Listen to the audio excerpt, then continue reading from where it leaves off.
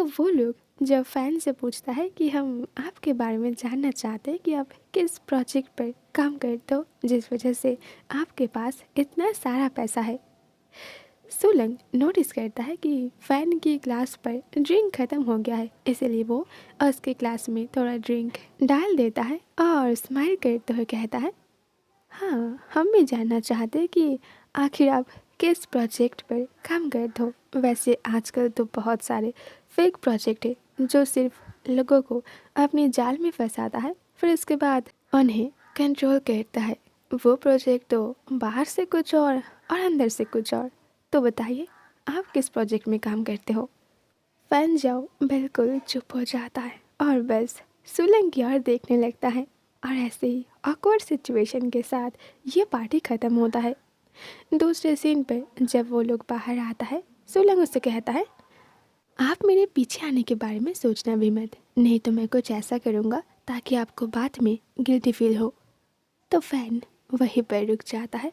उसका हिम्मत भी नहीं होता है कि वो उसे फॉलो करे। तो सुलंग जब बाहर आ ही रहा था, उसकी मुलाकात वही वुमेन डायरेक्टर सी से होता है।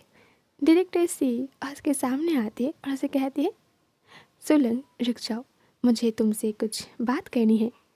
क्या तुम्हारे पीछे जो पर्सन है वो तुम्हारा मैन है? लू जेन ने जिस पर्सन के बारे में कहा था, क्या उसने तुम्हें बहुत हर्ट किया था? तो फिर रुको, उसे थोड़ा परेशान करती हो। ये कहने के बाद वो जानबूझकर ही शूलंग के शोल्डर पर हाथ रखती है ताकि फैन थोड़ा जेलसी फील करे। इधर शूलंग कहता है, नहीं, हम दोनों के बीच चीज़ें इतना आसान नहीं है। तो वो वमन कहती है, नहीं, तुम समझ नहीं रहे हो। जब तक वो तुम्हें पसंद करता है तब तक तुम्हें कुछ ऐसा करते रहना चाहिए ताकि वो जेलस हो जाए, और यही उसके लिए पनिशमेंट होगा, समझे? तो फिर मुझे थोड़ा हेल्प करने दो। उधर फैन अपने गुस्से को और ज़्यादा कंट्रोल नहीं कर सकता। वो धीरे धीरे उन दोनों के पास आता है और सुलंग की तरफ देखते हुए कहता है, एक स्ट्रेंजर पर्सन जो एवरीडे तुम्हें फ्लावर बुकेट भेजता है, और तुम्हारा इस न्यू जॉब का एक यंग बॉस, और अब ये ब्यूटीफुल रिच वुमन भी। यू सोलंग, तुमने कितने सारे प्यार की जाल बिछा के रखा है। मुझे तो लगता है कि मैं ही सिर्फ एक अकेला स्टूपिड हूँ जो तुम्हारे इस प्यार की जाल में बहुत गहराई तक पहुँच गया हूँ, और मुझे सिर्फ तुमसे धोखा मिल रहा है, क्यों, है ना? इधर वो वुमन अपना हैंड उसके शोल्डर से नीचे लाकर एकदम सुलंग के हैंड को ही होल्ड कर लेती है और कहती है, तुम आज रात मेरे साथ जाओगे, ठीक है? सुलंग हाँ कहता है और तब उसे सुनाई देता है कि फैन जाओ अपनी हैंड में जो मैच बॉक्स को रखा था वो धीरे धीरे उसे तोड़ रहा है। इसके बाद कुछ दिनों तक सुलंग घर वापस नहीं जाता है। Next morning Solang fan king हिंग से मिलने जाता है। फैन किंग उसे कहता है, आर यू श्योर तुम मेरी मदद करोगे? यू कुछ बर्ड्स को खाना देते हुए कहता है, हाँ, मैंने डिसाइड कर लिया है, क्योंकि मैं नहीं चाहता कि तुम फैनजा के साथ किसी भी मुसीबत में फंस जाओ। वो एक अजीब इंसान है, उसके साथ एक साथ काम करना बहुत मुश्किल है, और वो कब क्या करता है किसी को कुछ नहीं पता होता है। फैन किंग उसे कहता है, तुम उसके बारे में ज़्यादा सोचो मत। वैसे भी मैं जिस प्रोजेक्ट पर काम कर रहा हूँ वहाँ पर मुझे ऑलरेडी बहुत सारे इन्वेस्टर मिल गया है, तो मुझे कोई तीसरा इन्वेस्टर नहीं चाहिए। मेरे पास ऑलरेडी बहुत सारा पैसा है, तो वो मेरी इस प्रोजेक्ट के बीच इंटरफेयर नहीं कर पाएगा।